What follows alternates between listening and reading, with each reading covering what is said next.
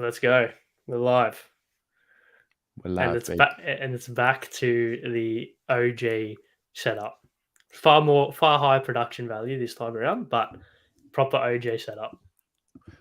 Wow, you've just absolutely shot No, Nathan in on my 15 end, on my end. seconds. No. I was Oh, in comparison to where we did it the first time last year. On true. my end, Very true. especially on my end. So yes, we're here, and for the second time this year, I had to get a late substitution, but it was Pommy last time, and now we've gone up. We've gone up on the level of the channel, and we've gone to the big dog. Terry, how are you, my friend? Good, mate. You know what? I appreciate you asking me to come on, mate. Actually, I don't think you asked me. I think I just told you I'd join you, but Yes, appreciate you that's having me. exactly what it was. That's I don't get exactly what asked it to was. go on podcasts anymore. Can you believe it? Well, do people think that you like expecting pay, or is that I what don't it is? know. I do not get asked to go on podcasts anymore. Because you've done them all, maybe that's why. Maybe. You just done the rounds. But no, as people flood in, as we always start this, I know it's not what the show is about. I know you've covered last Thursday extensively, but quickly, as a tradition, we always start off by briefly summarising what occurred with the team that shall not be named on the show. Quick summation of Thursday night from your end, as you've already done it countless times. Okay. Bitterly disappointing performance. Out prepared, out willed, and out hunted. I echo your thoughts purely because I don't actually speak about it. But yeah, I would agree. I would agree. I couldn't put it any better myself. And did that kind of ruin the weekend? Of course, it was a celebratory weekend for both of us, considering, and it was of course your birthday yesterday. So once again, happy birthday. I know I mentioned you, but happy birthday again. Did that kind of ruin the weekend, or was your weekend? Did it go up from there? It left a bitter taste in my mouth. Yeah, I think as it did for all of us. Don't blame me. Don't blame me. Yeah. But yes, as I've accidentally left the title for the first talking point on the screen this whole time. But there you go. That's what we're going to be touching on. We've got a lot to touch on this week. We've got a lot to touch on. Of course, it was Gather Round, so we'll, as it's been saying, we'll touch on that. Just overall thoughts about it. We're going to touch on the Jason Horne-Francis situation as well, because that's blown up. As it's only taken 6 rounds and it's blown up already, and they haven't even versed North. So imagine when they do.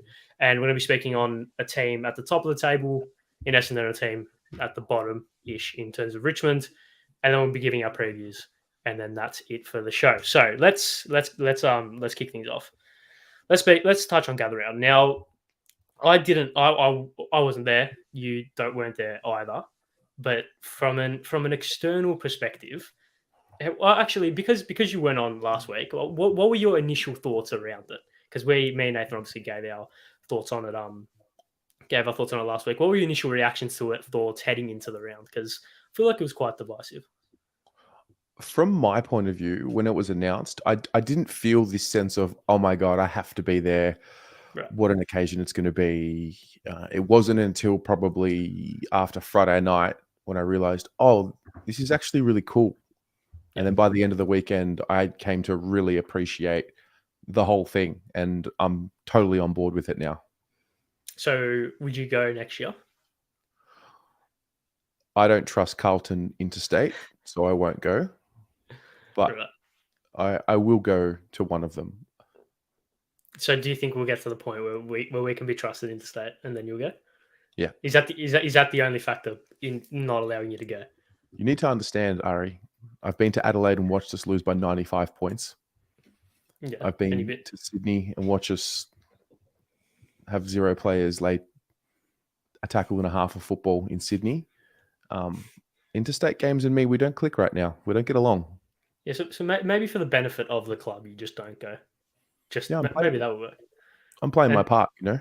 Yeah, there you go. And this is too much Carlton chat already on this podcast, on this episode. So let's move on. But yeah, you said throughout the week, throughout the weekend, you were like, oh, this is quite cool. Was it, but perhaps the Fremantle vs Gold Coast game at Norwood on 4:10 on a Friday afternoon? Was that the one that got you? Because that game annoyed me when it was announced. It annoyed me last week, and when I watched the game, it annoyed me even more. That spectacle annoyed me personally. You mean like you're not on board with them playing at those types of grounds? Considering the ground is about the size of a soccer pitch, no, Yeah. absolutely not. And also, I know it was a close game, but yeah, I hated it. What I found funny about that game was the very end of it, the last quarter, when the darkness started to creep in, and you could tell that the ground was not as well lit as like Adelaide Oval or the G or Yeah, these other big grounds. And I realized, oh wow, they're really playing at a local footy oval. yeah, I don't know. I guess from that point of view, not ideal, but I was able to see through it a little bit and what it did for Adelaide as a city, as what it did for the state, for the economy, things like that. It's quite unique. And I don't know if we have the idea or the guts to do something like a gather round without COVID happening and where we had to move yeah. everything to one state. So, yeah. Well, I think that kind of segues onto a pretty interesting talking point, and that's kind of like the idea around what gather round actually is and what the purpose behind it is. Now, there's kind of two sides of the fence you can sit on. It's one of basically just being a festival of footy type thing, having an all in the state in one state within like all 9 games at like 3 grounds or things like that. And it's not really about the growth of the game in a sense within other territories and other states within the country. It's more about just showcasing the league. That's one side of the fence. Whereas you move on to the other side, where it's people are saying this could be a good opportunity to grow the league in like Queensland, in New South Wales, in traditionally non-football states. What would, because from my perspective, I feel like the idea around it to me screams the latter. It screams like this is an opportunity to grow the game in areas in which it's not the number one sport. Obviously, rugby being the main sport in those two states. That to me screams the main reason behind it. Unless you have a different kind of point of view, or do you just think it's the former? No, I think it's a bit of everything. I think it's a bit of what you said. I think it's also a little bit of giving a boost to the states as well. I think the states traditionally have this idea that the AFL is really still the VFL, and there's Yeah, that bias, that Victorian bias. I think I didn't see it as a celebration and a festival of football until I started watching all the games and realized that's exactly what it was. right. Yeah, because like I knew people that went there, and I mean, football probably wasn't on the forefront of their mind for the most part of it. Right? It was just basically an excuse to get pissed, which I don't blame them in the slightest. But I feel like it's been sold until 2026, and we'll touch on that a little bit later. But do you think that do you think this is a welcome change? Because I know you're quite vocal about like we need to change and we need to not be scared of change and we need to be able to be expansive and like be adaptive to like how sporting culture is changing. Do you think this is an avenue in which kind of we needed to go down at some point? Because I feel like, and I was kind of thinking about this point the other day when it came to the fixtures. And this is probably a little bit of a tangent, but I don't feel that gather round inherently to the AFL improves it. I just feel like it's different in a sense. So, Yeah. so I think if we had gather rounds for the last 20, 30, 40 years and it's just a thing that happened, I feel like we would just be okay with it. Like it's not really a big talking point in a sense. But because it's a new thing, it's kind of like it's got a lot more amplified attention in a sense. It's got the shine. It's like a shiny new toy. Yeah, yeah. And Yeah, I people agree. look, yeah, Yeah, I agree. And you're right. I'm big on the league and the culture of the league and the country not being up for and receptive to innovation. I think this was just a really cool, innovative idea. I mean, we had a few in the past. AFLX AFLX. obviously comes to mind. I know there's people that are very vocal about that. I think this was a much better innovation than AFLX. I I would struggle to think of a worse possible innovation, to be honest. And I if this, still stand with AFLX, by the no, way. you don't. I do. Sure, why? Because I understand why they did it. And it may not have worked, but I fair play. Is there something wrong with someone just having a go? Giving something a go, having a crack. There's nothing wrong with having a go, but at least do it well. I think. Yeah, yeah. They I think. did it as well as what they thought they could, and to be fair, they didn't renew it when they realized it wasn't a success. That's also a big part of things too. It's all Yeah, good to try, yeah. and then when it doesn't work out, being able to recognize and put it down. Yeah, well, Gather Round was by all accounts, a raging success. Mm. Obviously, we weren't there, so we don't know firsthand. But they said sold out for all the games, etc., etc. The attendance at the Essendon Melbourne game may beg to differ, but I understand what they mean by sold out in terms of all the tickets were sold. Like I know people who had tickets and didn't weren't even in the state, right? So I understand where they're coming from the sold out perspective. What are your thoughts? Obviously, it's being sold for 2026.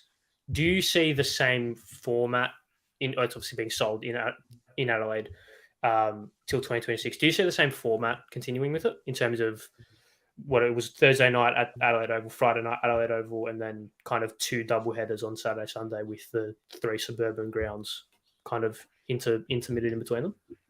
I guess so. That's the only way, isn't it? I What are think your that's the thoughts on only the double way. headers? Love it. Really? More footy. Love it. I love it. Yeah. I'll tell you what I was mindful of, and it didn't become an issue, thankfully, when they had, there's a lot of games played on one oval in one weekend. That's well that was my concern, and Yeah. I raised that pre-season, and my big call for the season was that the ground by the Collingwood St Kilda game was going to be horrendous. Mm. Considering the fact that it was borderline torrential rain, especially on Saturday night, it could have been a lot worse. It could have been a lot worse. It held up. It definitely held up. Definitely held up. Um, yeah, I don't know. I don't know. I think, I mean, there's always going to be things you can pick out that didn't work and maybe could have been done better. I think overall, it was a tick, big tick for footy and for footy fans in Adelaide and even those that travelled interstate. I know Mark's in the audience right now. I know he was there. So yeah, I think overall it was a tick with things that they're probably going to tinker with and improve. But considering it was the first go at it, pretty well done. Yeah, I think. Look, I was a cynic openly. I think I said last show I Is was that very right? much a cynic, very much so. I didn't get it. Like I just didn't get it, and to a certain extent, I also still don't really get it because I don't know. There's something about it that just doesn't like. I know it was a good weekend, obviously, and it was obviously a success, but I don't know. Something Give, about it that just give the Adelaide people a chance to enjoy our game. We can give it up for a weekend, no, it's not. It's not that. And to be honest, I was glad that it was away from Melbourne because didn't have to go, right? True. And obviously, considering Carlton's record in Adelaide, we probably want to get further away from there as much as possible. But I don't. Yeah, I don't know. I don't know. Maybe it is inherent Victorian bias, but there is something about Adelaide. Yeah, there's something about like this kind of concept which I'm still jury's out for mine. Maybe next year if I go, maybe that's what it is. Maybe I need to go, and yeah, that also that's obviously something that it was like a community vibe. Is if I saw from a lot of people, How about this? Go next year, and I'll come see back and it, I'll feel give it, my and thoughts. then Yeah, if you still feel the same, I think it's hard to make a judgment on something that you haven't actually been to. yeah, I agree, but like yeah, I would agree. But then again, it's quite funny to be cynical. It is quite fun to doubt. Okay. You did I heavily disagree. I gathered, but yeah. Finishing up, obviously, it was sold for 3 years to Adelaide. Agree with that? Do you think it should float every year? Do you think it should? I mean, those. I mean, firstly, probably here's a good question. Do you think it should ever be in Melbourne? Like the whole gather round, Yeah, the whole festival. I actually think they should do it for every state. So the main in, states, I including think they Melbourne, should including do Victoria. it. Sure. I don't think doing it in Victoria is as special as doing it in the other states. Yeah, Again, probably what you touched on earlier. Like we have the footy. There's a couple of games on every weekend, quite a few. So yeah, I think it's a. You know what I was thinking of when I'm watching the games at Norwood and these other clubs? I was thinking, gee, if only we invested more time into these local grounds to build big stadiums at these grounds. You know that whole notion of we were building towards the Premier League type thing where having a each home region had ground. Yeah, yeah, and then we moved to the MCG model and Marvel and really centralize where we play most games in Victoria. It yeah. just kind of gave me a bit of a thought of what could have been and maybe potentially what could still continue to be. Probably too late, but yeah, I don't mind it. Yeah, I think I don't mind it. I'd like to see it in every state. So, okay, that's interesting because I don't think if it was to ever come to Melbourne, that would or Victoria rather, that would confuse me because what's that to me screams what's the point? Because Yeah. we already What if have it every they did? week. What if they did games at Icon Park? Well, Game, that's obviously the other side of the coin. Yes, that. you know, But who would you like? Would you play Carlton? Would you play Carlton game at Icon Park? It would sell out within 30 seconds, of and you course, yeah, and you're locking out 20, 30,000 people. of course, all in this. That's why I don't know if it would work as well in Victoria, but I think do it to the interstate team in interstate grounds first. Like do one in Sydney, do one in Brisbane, do one in Perth, and then we worry about Victoria later. I think we already kind of have a gather round every week in Victoria. Exactly. Yeah. Yeah. Yeah. Hence why I don't really think it would make a lot of sense, and I think it'd make a farce of it all. But Mm, I do agree with Adelaide. I think Adelaide was the perfect spot to do it first up. I think it's the perfect kind of it's footy. It's like footy central. Like it's probably the second biggest footy state, probably behind Victoria, and mm, it's not living 3 weeks behind everyone else like Perth are with the time difference. It's perfect, kind of centralized. It's got like a big. It's like a big village. That's how I envision Adelaide. I've never been, but I've known people who live there. It's like a big village type thing.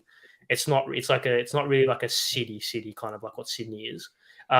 You said it should go around to every state.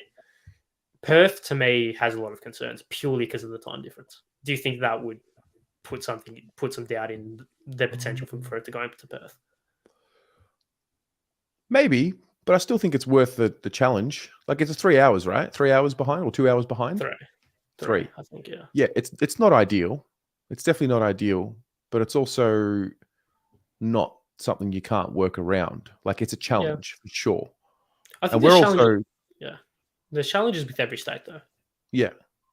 So, like, I know people who live in Sydney, and they said there is no way you could do it in Sydney because it takes if you're going to do a game at Giant Stadium and then a game at the MCG or at the SCG, sorry, it takes an hour to get there as it is, let alone traffic and let alone with how many people. Like, if anyone who's been to Sydney, I've been to Sydney a couple of times. You know, the city trying to navigate that is horrendous, right? So that's obviously an issue. And then with Brisbane, it's okay. You probably play games at the Gabba and then what Metricon or up in the Gold Coast. Where do you go from there? Type of thing. So I can understand where the kind of doubts come from. If it's gonna, if I think it should be a thing where it stays in Adelaide, kind of like the grand final stays in at the MCG. Mm. I think if you're going to have this round, have it at one spot and have it be a proper, have it be like a proper celebration, really, of a state, in my opinion. That's probably what they're doing. That's probably what they're doing with now. They've locked Adelaide in for the next 3 years now, right? So 2026, 24, yeah. 25, and 26. Yeah. Yeah. So yeah, I guess we just have to wait and see. Tassie, look. I've never been, right, but I would seriously doubt the feasibility of a gather round in Tassie. Purely because I don't know what I mean. If they can't get a team there, with all due respect, like Yeah, we'll start there. We'll start with the big stadium. I mean, we've got a couple there, but yeah, you're right. I really do agree with what you said about Adelaide being the perfect spot for it. yeah, yeah, yeah. I just think it worked well. Also, thoughts on like it confused me that I initially thought of why didn't they have the showdown to host it, Yeah. but then I kind of realized I was like, oh, you probably want more Port Adelaide and Adelaide games, like you want them to be separate so they can sell out and kind of brings more people, etc. But yeah. Would you like to see a showdown kick it off? Kind of be like a big celebration of it all. Nah, No? because I think the showdown already does a really good job in Adelaide. Yeah, I think it makes sense that they have both Adelaide teams playing at different times. You spread out the yeah. Adelaide love, we'll call it. Of course, yeah. So I think there's multiple talking points that you could go, and we could probably speak about it for ages. But we'll guess we'll come back this time next year maybe, and When you and go, reserve your judgment until you go and see it. Is I what I would will, say. I will, I will. But look, I know a lot of people that went right, and they really weren't there for the footy. They were, but they kind of used it as an excuse to Yeah, indulge. it was like a footy festival. Yeah, It's yeah. like going to a doof, but for footy. Is it? Yeah, yeah. Yeah. It's a festival. It's a Mm. massive festival. It's yeah, but yeah. I guess we'll just have to wait and see. Hopefully, it goes well, and hopefully, it just works from here on in. Because we don't want this to be like a 2-3 year thing, and then next year or in 2 years the attendance dips and no one really cares about it. Yeah, Because exactly. yeah, we want something in the legacy of Gil that might actually stay and might actually be good. Let's be honest. So Wow. well, I'm not the one. I'm sorry. Were you here with? Did you watch the Pom episode? Because he was scathing when Nathan wasn't here last time. Pom was scathing about Gil, and I like Gil. I think he's quite funny. But AFL Alex, come on. He, You can't knock a bloke for trying. Come on, Ari. You I'm tried not. something new. It didn't work. They stopped A, it, and we moved on. A for effort. A for effort. Yeah, no harm done. No injuries. No harm done. Oh yeah, like yeah, sure. Not a lot of good done though either. Let's be honest. Let's move on. Let's move on, and let's touch on something that probably not actually football related. Probably we can expand on this and go off in so many different branches if we're being honest about this talking point. But it's a Jason Horne-Francis situation. I think by proxy, it's we can talk about the media coverage of young players and coaches and teams forever, right? But obviously he's been a man that he's a kid. He's 19, right? He's a boy, right? If we're being honest, he's been the subject of countless amounts of criticism. I think is probably a fair word to use about him, and obviously what happened in the off season and his move to Port and his not trying and his lack of effort, etc. What have you made of? What have you made of this whole situation? And of course, it boiled over to an extent over the weekend with Ken Hinkley being very, very stern in his defence of his player who basically dragged him over the line on Saturday night. My take on the situation is it's just another reminder of how embarrassing our culture can be at times. Between Kingy pointing to Kane Corns pointing to Kingy, all I saw and all I heard was it wasn't me, it was him, it was clearly him, somebody else, point the finger. What the solution would have been for me and what would have been really nice to see was all parties take some level of responsibility and say, okay, yep, my apologies for my part to play in all of this. My apologies for my part to play in all of this. But what we got was a bunch of Finger pointing. inflated egos refusing to take any accountability for their small role that they all played. Like Jason Horne-Francis plays a role in this. I think the media plays a role in this. The individual commentators, Corns, Kingy, they all play a role in this. The fans play a role in this as well. Everyone plays a role in it. I also just don't get why we get so triggered and defensive over booing. Well, this is I think this is a perfect point, right?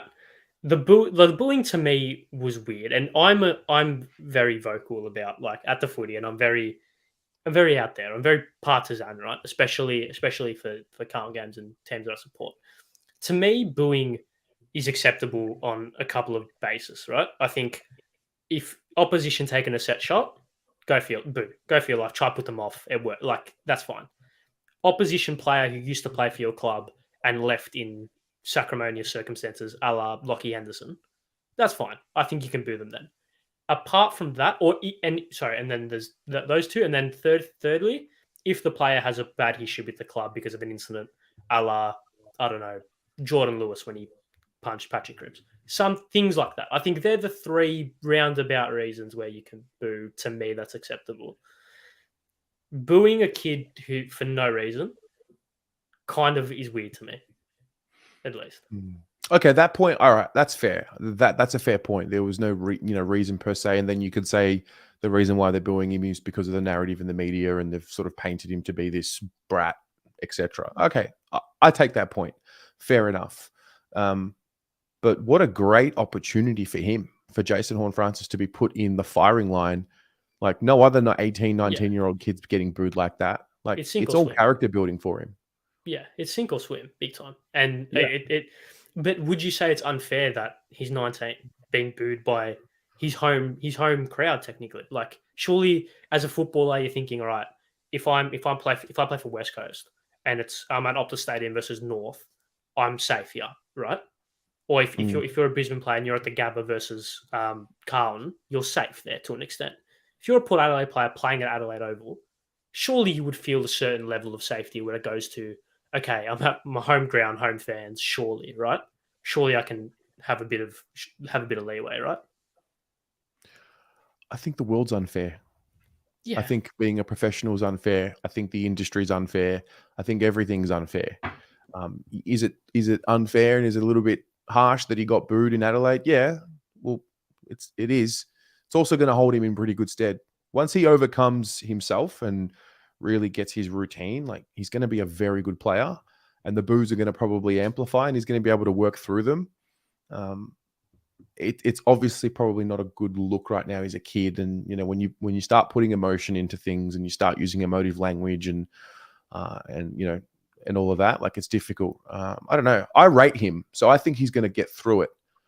So maybe if there's a situation where he ends up losing his head and he struggles with it, and he ends up leaving the league and retiring early because it was too much for him and his mental health, maybe I'd be a little bit more sensitive, but I have a lot of faith in him. I think he's going to be a very, very good player. So I think he'll get through it. If I'm wrong and he doesn't become a very good player, then yeah, maybe it's something we look at. But like, how do you mandate that? Well, you're gonna have condition of entry to not boo. It's tough. you can't police it. There's no feasible way to police it, right? But what you can do is influence behavior, and people who are in a position of influence, a la Kane Corns, a la David King, etc., etc. Like they have to realize that they have a level of responsibility and take accountability for their actions, because it's not the first time. It's not the first time. Mm-hmm. Literally last year with Jack Ginnivan. Mm-hmm. Literally last year, the almost carbon copy. Big media figure targets young player gets booed and like he's been open about his mental health struggles and the way that that's affected him, right?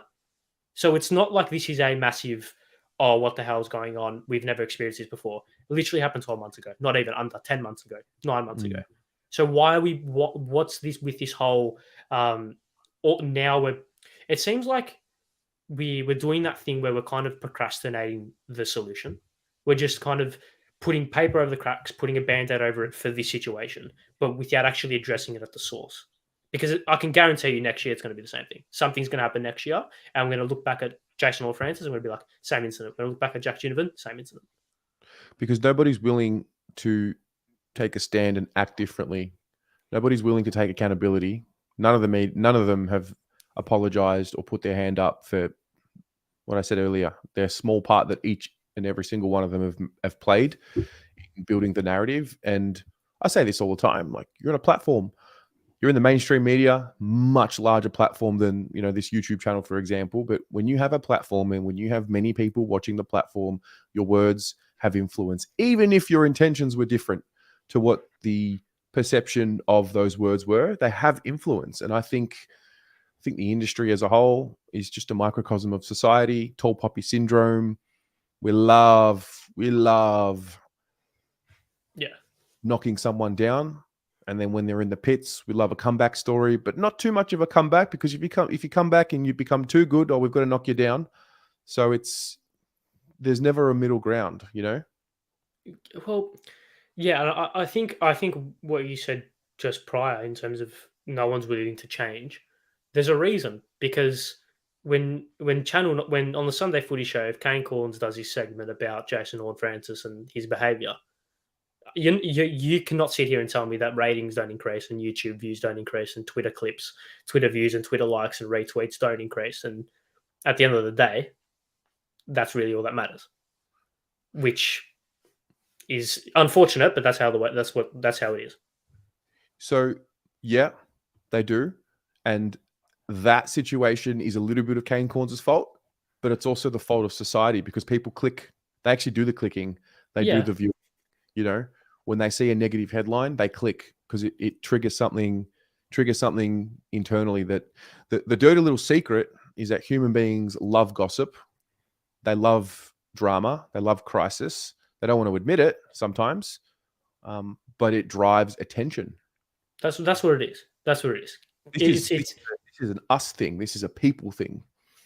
yeah, and I agree. It goes from like media figures to fans, or not even players to media figures to fans, subsequently to people in general, right? Mhm. And Kane Corns is in a position, and I'm just using him as like a case study because Mhm. he's obviously the person involved, but really it's any media figure that has a similar sort of role that Kane Corns has in a sense. Player X does something, right? Kane Corns, within his own right, it's his job to report it and commentate over it, right? That's his job. But he also needs to understand, and like everyone, it's kind of this is why I think journalism is very, very, and like media is very touchy sort of, not industry, but very like careful about it because it is his job. At the end of the day, it's Kane Corns' job to do what he's doing. But at what point does it become almost excessive to the point where there's no tangible, oh, okay, when does the benefit or when does the repercussions outweigh the benefit? So Mm. the benefit of Kane Corn speaking about Jason Ward Francis doing XYZ is he gets clicks, he does his job, he does his job, everything about that's tick tick tick on his book, right? And as Jason Ward Francis, as a footballer and as a professional athlete in the public eye, has to be able to cop it, right? As every player to a certain extent. But when does that become too far? When is the line? Because criticizing performance, fair game, in my opinion. I think that's fair game. You're a professional athlete, fair game. You probably get worse from your coaches and some of your teammates. Criticizing effort, I think to also a certain extent is allowed to a certain extent. Where does the line get drawn then? It's never black and white. It's always grey. This Which is is the what, problem. yeah, which is why it keeps happening. Yeah, Mhm. This is the issue. This is the problem.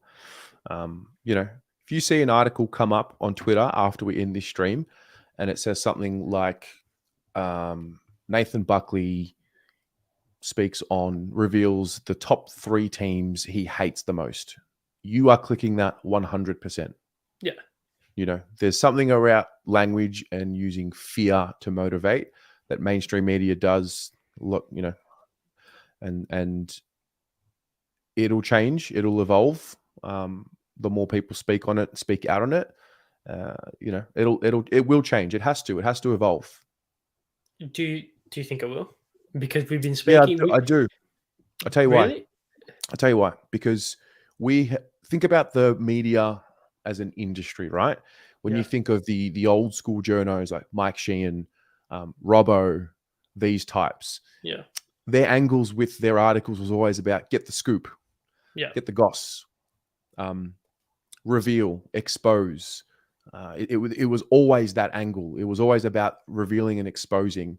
It's actually slowly started to peel back. If you zoom out a little bit, like yes, there's a few things that are happening right now that are still not good, such as this Jason Horne-Francis situation. But if you look back 10 years, 15, 20 years, it was all about the scandal. It was all about revealing what a person had done in their personal life. That's what it was all about.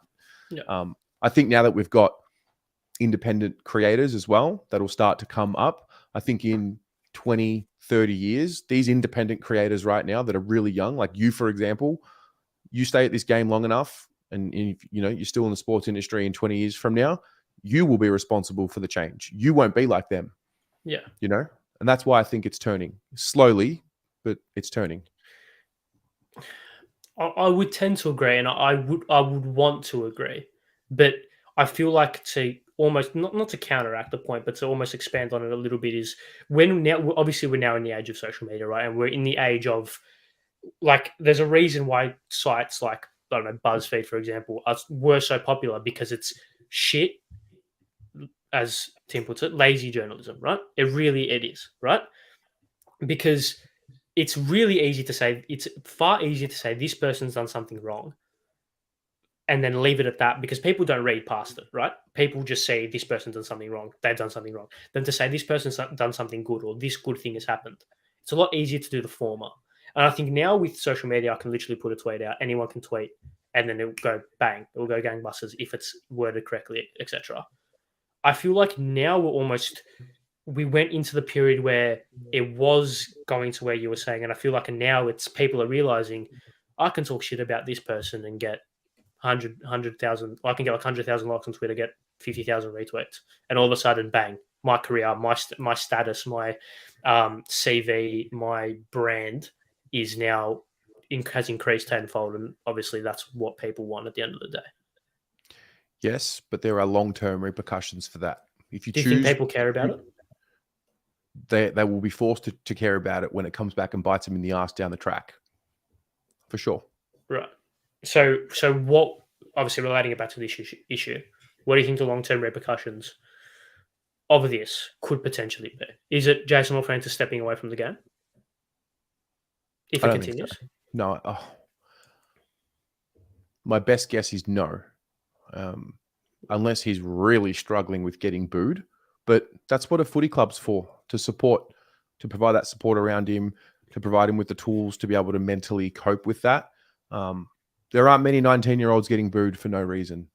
So Yeah. he's in a really unique spot where he's going to deal with it. He might struggle with it now. He'll be a bit better with it next year. He'll embrace it the year after. And then before you know it, he's 21, 22, 23. His body's big enough to throw everyone around. He'll be one of the strongest midfielders in the comp. And then he'll just dominate. He will dominate with it. That's my guess, because I believe in him. I believe in his ability. Yeah, well, we saw in that last quarter, I think it was like 10 touches, a couple of clearances, almost won him the game off his own boot, right? And it kind of was a little bit, it kind of, obviously, the footage of Ken going up to him after in the rain kind of was a very symbolic moment, I feel. And I think looking back at it maybe in 2, 3, 4 years' time, when hopefully he's developed to be that premium midfielder in the competition, that premium player in the competition, we can almost look back at this night and think, yeah, this was the line in the sand almost, and line in the sand, and like this was the making of Jason Francis. Just finishing up on that point quickly, I just find it so bizarre that in a period of time now where we are so conscious about mental health and the way that it can affect a lot of people, like if this had happened 30, 40 years ago, people would just be like, "What? Yeah, get over yourself." But now, surely we're a little bit more conscious of the fact that this can actually affect him like a big time, because we already saw, regardless of the media attention, he was already struggling last year because of the turmoil that was surrounding him there. Coupled with the move, coupled with all this, surely we have to look at ourselves and be like, all right, this is getting a bit ridiculous. We need to look at ourselves for a lot more than booing Jason Horne-Francis, but that's one of the things we need to look at ourselves for. Like, it's a people problem. Nobody wants to point. Mate, Kane Cornes and David King literally continue to go back and forth, pointing fingers at each other.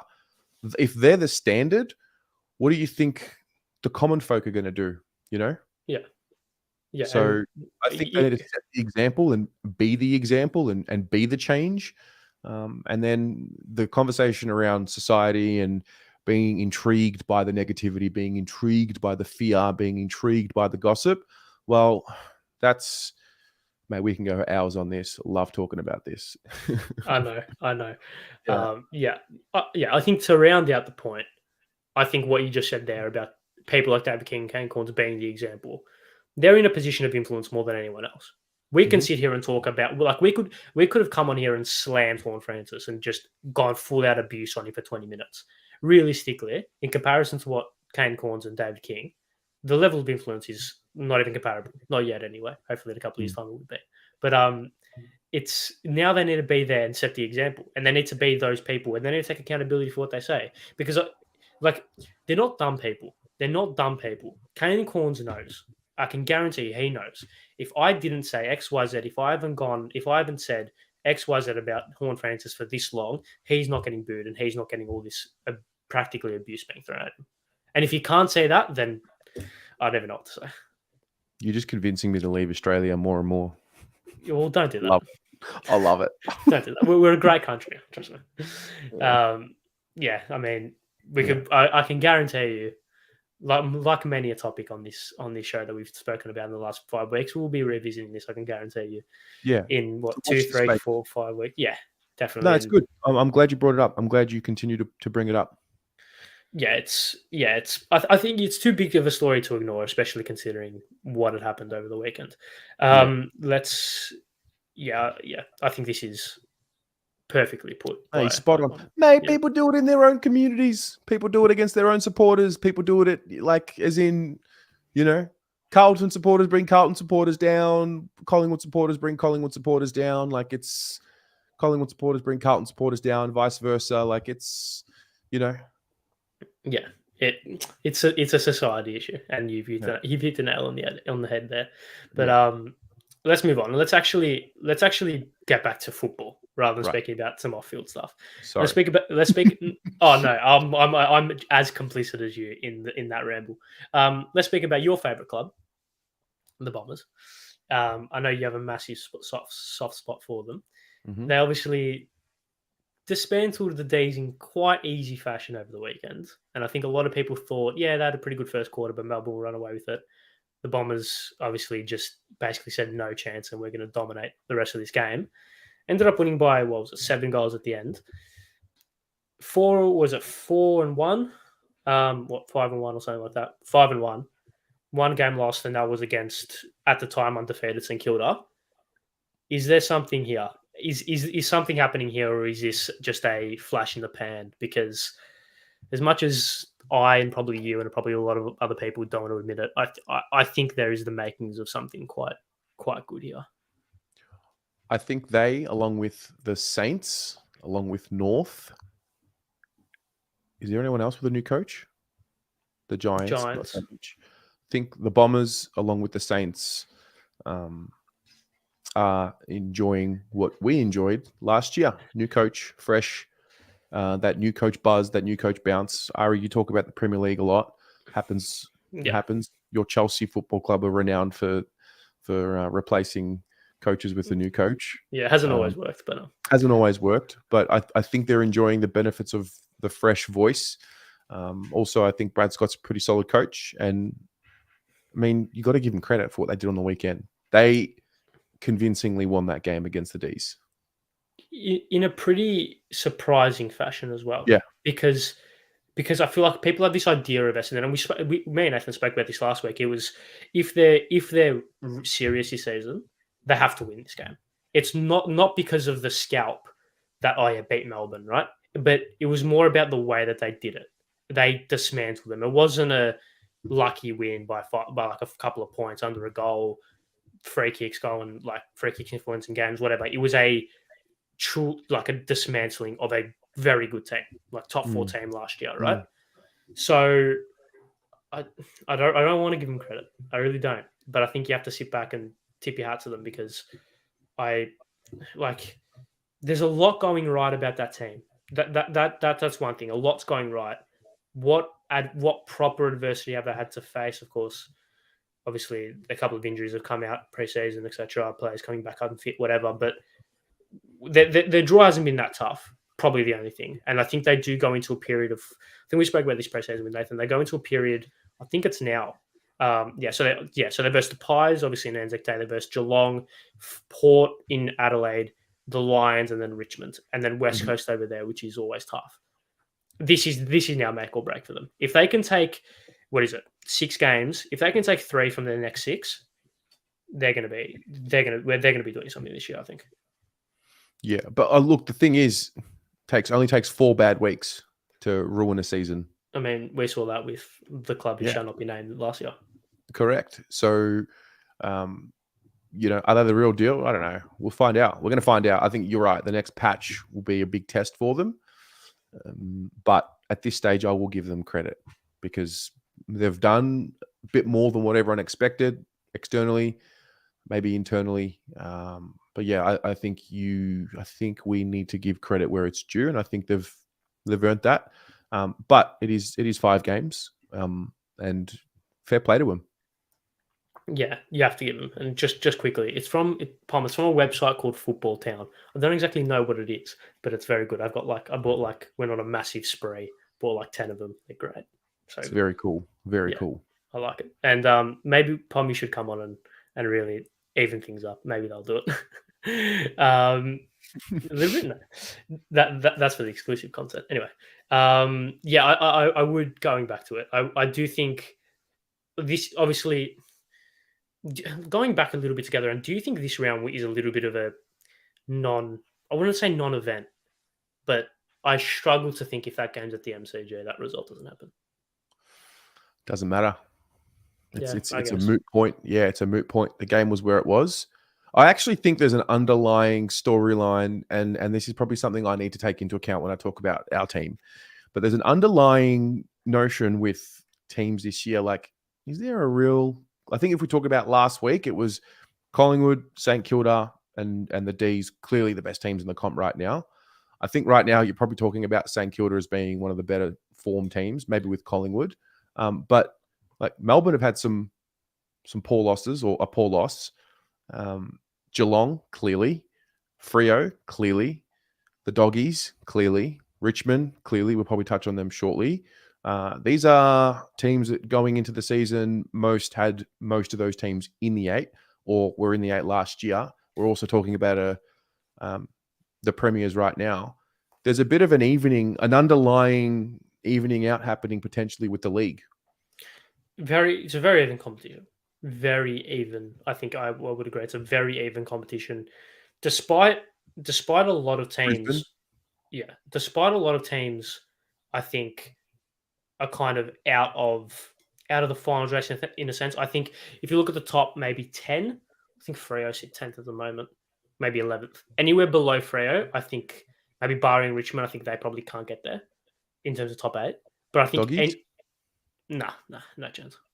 Yeah. No, I don't rate them at all. But I think 10th and above, 9th and above, I genuinely think it's a free for all. Genuinely think any team on any day can beat anyone. And there's a couple of sides in there, Essendon one of them, St Kilda another one, Adelaide another, in which you probably didn't expect them to be in that situation. And maybe Collingwood as well for a couple of people, including myself, you didn't think to be in that position, but they are. So you have to give credit where credit's due there. If you look at the ladder right now, West Coast and Hawthorn are 17th and 18th, and you probably go into the season not surprised at that. When you see the Doggies, Richmond, and the Suns at 14th, 15th, and 16th, that is not where everyone had them at the start of the year. No chance. You know?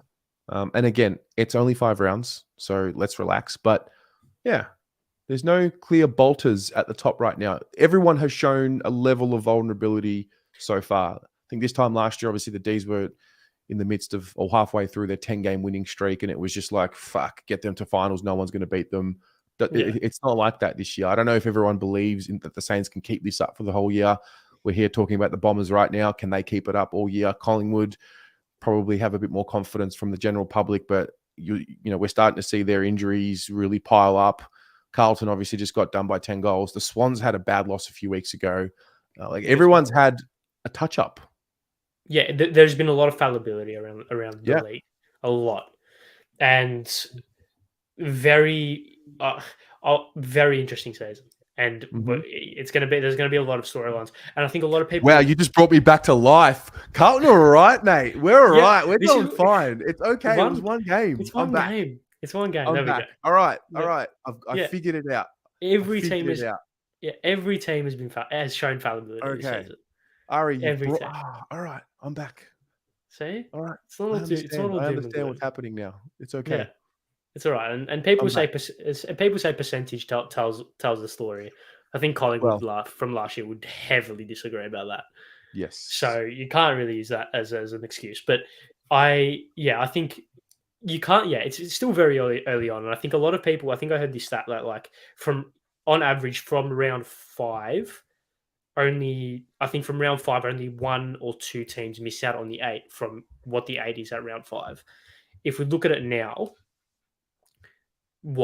Adelaide, maybe Adelaide, St Kilda, Essendon are probably the 3 teams in which, if you had said it by this time, if you said by round 5 their 3 teams would be in the 8, you would say that those 3 teams would drop out. Like I don't see St Kilda dropping out. I think Adelaide are very good. I think Adelaide are very, very good. We saw what they did to us on Thursday night. Like that was a killing, an absolute killing. Yeah. So I think they're very good. And if you look at teams that could jump in, I mean, Port have had a resurgence. We all know your love for them. Geelong are always going to be thereabouts. Richmond, despite I know we're going to touch on the next, but despite their poor start, you'd back them in, right? To especially once they get a couple of games at the G, you'd back them in. Even it's a very even season. Very, very even season. So just hold your horses. It's not all doom and gloom yet. All right. So speaking of doom and gloom. Touch on Richmond quickly, briefly. So we spoke about Essendon at the top. Can I make a spell check? Oh, is it 1-2? Is it 1-0? Yeah, it's 1-0. It's 1-0. Yeah, that that is. I was going to say poor by me, but I actually have it on the run sheet. I think it actually is 1-0. You know what, mate? This is life. This It is life's all 1-0. about See, learning and getting I better. doubted And myself. On the that's run right. sheet, it's got 1-0, and then Yeah. I thought, no, that doesn't look right. Anyways, I'm glad you brought it up. That's good. It's good, yeah. But yeah, let's touch on Richmond quickly because I think there's been a lot of hysteria around them considering their start and considering their very very poor performance, especially that last quarter on Friday night against Sydney. We all know we all know we all know what happened. That we all know their last couple of years was poor up until 17. 17 kind of didn't really like they were good, but they not many people thought that they'd be as good. 2018 they were the best side in the home and away season by far, and then fell. 19 and 20 they just performed the finals. 21 very poor. 22 underwhelming considering they went out in the first round of finals. Is this the end of an era for them, or is this similar to what 2021 was and just a little bit of a blip? Because the talent is undeniable. Their youth, in some respects, is undeniable when you look at the likes of Shea Bolton, in particular. Do you see this just being a poor start to the season and there's still faith, or do you think they are coming to the end of their cycle because every team has one? I think they're actually probably at the start of their next cycle, and So they've got the beauty of do you think they've already like bottomed out in a sense? hard to tell. It's been 5 games, and of all the teams in the bottom 8, they've got them now. They've got what seems to be potentially one of the most impressive wins. They smashed Adelaide. Well, they smashed them, but they beat them by 5 goals in Adelaide. Yeah. And So they showed great resilience in that game as well. They were they're challenged playing a lot of heavily. kids, a lot of kids. Got some injuries. They're banged up. I don't know. I'm a little hesitant to write them off completely this year just yet, but they're probably not as a scary prospect as what they were in years gone by. And clearly, I mean, they were unbelievable. They were unbelievable for 3, 4, 5 years. Yeah, they're probably. Yeah, I think this is more of a decline than an upward trend. But yeah, it's a watch this space. I wouldn't say that they're a threat for the flag, clearly, but they're blooding a lot of kids. I think they played like 10 players that have played less than 20 games or something, or 30 games on the weekend, something like that. So Yeah, well, they did get overrun on Friday night, so that's obviously something that could potentially lend that be a kind of a case study for that. They copped 7 goals to 1 in the last quarter. They were never ahead in the game, but it was it was under a goal at 3/4 time, right? So, or it was around about a goal at 3/4 time. So you can tell that they got heavily overrun in that game. Do you think, like you said, it's a decline rather than upward trend? I would agree on the fact that it's not an upward trend. I would actually say this is a plateau because yes, I don't think I don't think their results are that I don't think the results of that are that indicative of their performances. I think they have played well for the most part throughout the season. I don't think they've been poor. I mean, Sydney, they were good. I didn't really watch a whole lot of that game, but from what I did say, they were okay up until the last quarter. If you look at the week before against the Dogs, shocking game. They were behind quite heavily, and they came back. Were up by 4 goals. So that kind of had a very ebb and flow type about that game, and they fell in the last couple of minutes. Right, they were really close there. The Collingwood game, similar to the Dogs game, shocking conditions, and they took it up to arguably pound for pound the best side in the comp. Did very well against Adelaide, and then of course they draw in round 1, which they weren't ahead for a lot of that game, but of course it's one of those things, right? So they do have a lot of injury issues. Of course, Tom Lynch is probably the big one. Revolt's massive gash on his head was quite scary to look at, especially with all the staples in it. But what I think this was going to be the next point. Tim's hit the nail on the head. What do you make of this Taranto Hopper kind of sitch? Because I looked at them to pre-season and I thought, gee, that is unbelievable business. That is unbelievable business. I rate Taranto so highly. I know he's a butcher of the ball, and you can say whatever you want about it, but you don't have to play perfect footy. Richmond's brand for winning 3 flags in 4 years was not perfect footy, just territory and surge and just like embrace the imperfections. I mean, Collingwood did it last year, made a prelim. I don't think you need to be. I don't think you need to play perfect footy.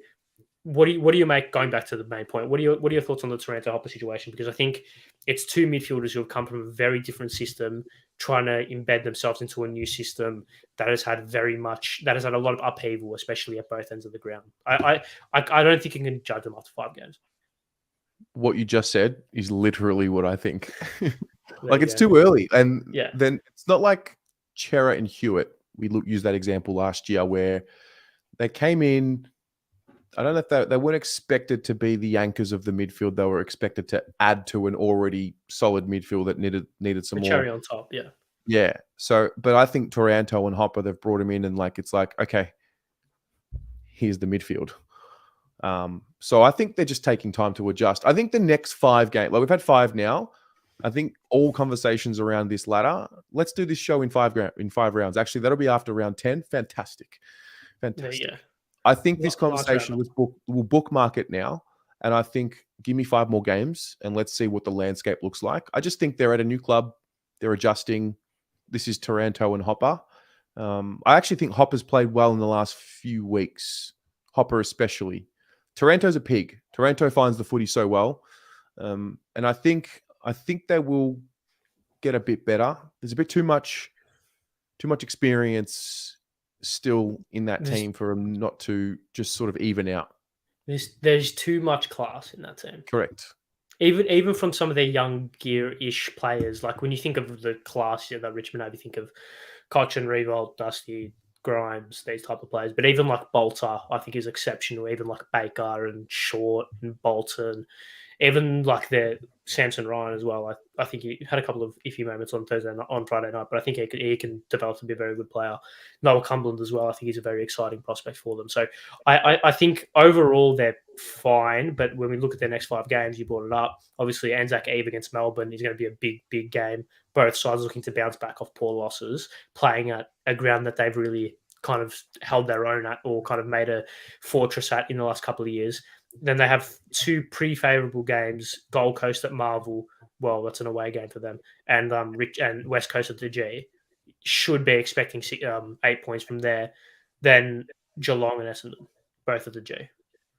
So winnable. All were very winnable. All very, very winnable. And if they do win all 5, I think we do sit back and think, yeah, they're probably a flag contender again. Because I still hold the opinion that they could finish 8th. Don't want to burst them in September. No chance. True. You don't want to play them in one game. Where it's just, any game, any given day. Pommy says it all the time. I think he wrote it here. Pommy says it all the time. Form is temporary. Yeah. Class is permanent. Yeah. You can't. It's almost a cliche at this point, but I think if you're going to use it for any example, if you're going to use it for any case study, it's this one. It's... I don't get this reference, but I'm sure Pommy's giggling to himself right now. Like he always Best thing about Pommy, he's so intelligent that not many people realize some of the things that he's saying. It's too far beyond their brain capacity. It's the best. Yeah. I can just picture himself giggling to himself right now. Absolutely. That makes me laugh. Yeah, that makes me laugh. So they should be fine. Richmond should be fine. They'll be fine. We'll chat about this in 5 weeks. I'll Nathan, get sick again in 5 weeks, and then we can. Yeah. And then if you invite me again, I'll come on. Mate, you're always welcome. All right, let's finish things up and let's go back. Let's look forward into the not round 5 preview, round 6 preview. There's another typo. Mate. Failing to prepare is preparing to fail, my friend. I actually came on here half an hour early to prepare, and I got 2 I got 2 things wrong. So yeah.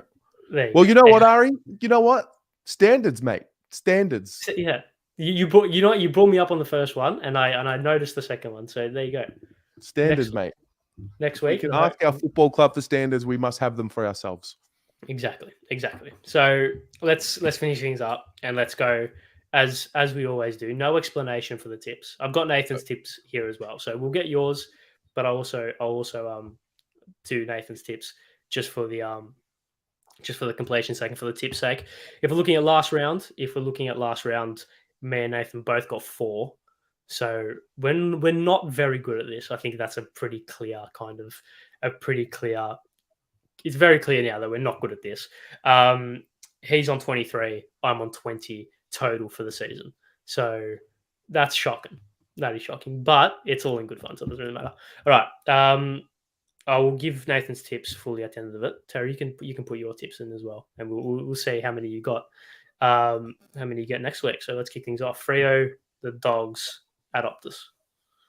I'm tipping Freo purely because it's at Optus, but I haven't been impressed with them at all. I don't know who I've been less impressed with, Freo or the Dogs. Well, look, when you have a defense of Josh Bruce and Liam Jones, can't really expect a whole lot. Let's be honest. Fair. I don't mind a bit of Jonesy. Yeah, okay, that's fine. Look, sweet fuck all they've got at both ends of the ground. That's what they've got. All right, Port versus West Coast at Adelaide Oval. Do I even need to ask you? Yeah, Port. Yeah, Port. Giants versus Lions at Manuka. I've tipped the Lions, but there's just a little bit of a flicker in my mind for some reason. But I've tipped the Lions. Lions comfortably. Geelong, Sydney, GMHBA. Geelong? Yes, I agree. Wait. No, Sydney win. Okay. Sydney win. Hawthorn, Adelaide at Tasmania or in Tasmania. Tip the Crows, just because how could you not? Yeah, Crows comfortably, I reckon. Mm-hmm. Carlton, St Kilda at Marvel. Baggers, baby, let's go. I'm back. Thank you. Guaranteed. Clip Nathan, me. Yeah, Nathan, if you're watching, that's how you tip. That is how you tip, all right? Carlton win. Good. Thank you. If they don't win, fucking scenes on Sunday night. They will win comfortably. They will win. They will win. Can't have Tim remember to kick 6 like he always does. Anyway, Gold Coast versus North. No, I'm going to pull you up on that. Enough of this memory narrative. We create our narrative. We don't rely on the previous narrative. I don't want to hear Membry's name for the rest of the week until he kicks his 4. Okay, good. Nice. Right. Okay. You're right. Just insert third key forward for any team. He'll kick 4. And then I can't wait for Jack Sinclair to have 98 touches. It's going to be great. Yeah. Gold Coast North, 4:40 on a Sunday night in Gold Coast. Who wouldn't want to watch that game? I know. I tip the Suns. North will win, I think. Okay. Anzac Eve, Monday night, Melbourne, Richmond. The D's to respond? No, I'll back Richmond. Okay, I can see why you're on 20 tips. I understand now. What? Okay, all right. No, you're going to come on next week. You're going to come on next week once I hit all of mine and you get all yours wrong, and I will come on and apologize. Yes, I will. You have to be accountable. There you go. And then Anzac Day. Yeah. Anzac Day. Wait, did Nathan tip the Saints? We'll get to Nathan's tip. We'll get to Nathan's tips after this. Okay. Right. Anzac Day. Who you got? The Bombers. I haven't tipped the Pies yet, and I haven't tipped the Pies yet, and they've gone 4-1. So yeah. I tell you what, since they lost their ruckman, and now McStay, and who's rucking now? Ash Johnson, Nathan Kruger. Okay, Kruger's going to play. Okay, fair enough. So yeah, we know what it's like when you don't get first used to the football, and I just think it starts there, and it just allows teams to have confidence against them. Collingwood are great, and I actually love watching them play, and I respect them. But I don't know. I think the Bombers are riding on something right now. Merritt's a loss, definitely. But Taylor Adams is a loss. Taylor Adams is a loss. McStay is going to be a loss for the Pies as well, structurally. So yeah, I'm going to tip the Bombers. I'll tip the Pies. I think that wraps it up. And we did actually speak on the MRO, but I feel like if we did, we'd probably have to do a part 2 tomorrow because we could be here forever. The MRO. Big fan. I've heard. Mate, it's the whole league. It's all grey. It's not black and white, and they just make it up on the spot as they go. It's a fact. So it is, yes, it is very much a fact. Let's finish it up. I'll rattle through Nathan's tips. So Nathan has gone with Freo. I think we'd all agree there. Freo, Port, the Lions, Geelong, Adelaide. So that's the same as yours all the Mhm. way through. Yeah, Mhm. he's going with St Kilda, obviously. Fair enough. No, yeah, all right, but he does this every week, and I hate it when he gets it right because he comes on here, the smuggest person. So, gee, I hope he smacks St Kilda. He's gone Gold Coast. He's gone Gold Coast, which is quite funny because he always talks shit about them, and this is the week he decides to tip them. He's gone Melbourne and Collingwood. So, a couple of differences there, but I guess we'll just have to wait and see what. I guess we'll just have to wait and see what comes of that. But that wraps things up. Is That Nate wraps things. watching? Is he watching? I don't know. He hasn't been in the comments. So Shout out to Nate. I yeah. love his. Yes, he's obviously the regular co-host, and it's been good. But it's been good. It's been good today, but it's felt a little bit lost without him. Oh, wow. 1-2 punch, 1-2 punch. No, it's like the 1-2 punch. You know, like this is a good substitute, but like you know what I mean. No, that's fair. Loyalty. It's a good trait to have. I like it. Yeah, I feel like you would appreciate that.